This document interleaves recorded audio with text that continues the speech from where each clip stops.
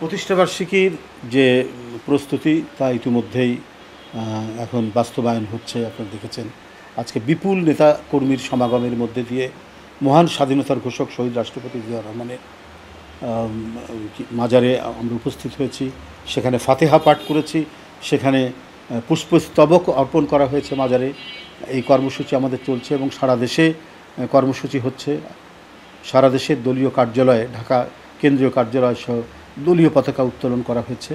এবং আরেকটি বিষয় এখন আমি আপনাদের জানাতে চাচ্ছি, আমরা আমাদের কর্মসূচির মধ্যে কিছু পরিবর্তন নিয়ে এসেছি, বিশেষ করে ঢাকায়। আপনারা জানেন যে আগামীকাল আমাদের র্যালি ছিল।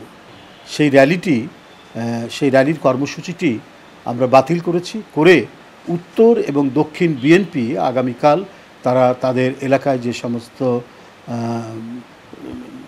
খাল নর্দমা রয়েছে সেটা পরিষ্কার পরিচ্ছন্ন করার অভিযানে তারা নামবে।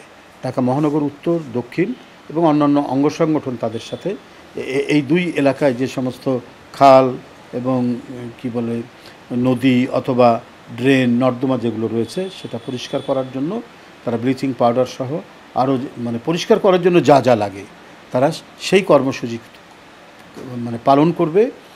স্বেচ্ছাশ্রমের ভিত্তিতে নিজেরাই, কর্মীরাই এই কাজ করবে, কাউকে ভাড়া করে নিয়ে এসে তারা করবে না। আমরা এটা দিয়েছি এই কারণে যে একটা র্যালির মধ্যে দিয়ে যখন র্যালিটা হয় মোটামুটি গোটা শহর স্তব্ধ হয়ে যায়, এতে মানুষের প্রচণ্ড দুর্ভোগ হয়। এই দুর্ভোগের কথা চিন্তা করেই আগামীকাল আমরা র্যালির যে কর্মসূচি সেটা আমরা বাদ দিয়ে আমরা এখন খাল নদী নালা যেগুলো রয়েছে সেগুলোকে সংস্কার করা, সেগুলোকে পরিষ্কার পরিচ্ছন্ন করা, এই কর্মসূচি গ্রহণ করা হয়েছে।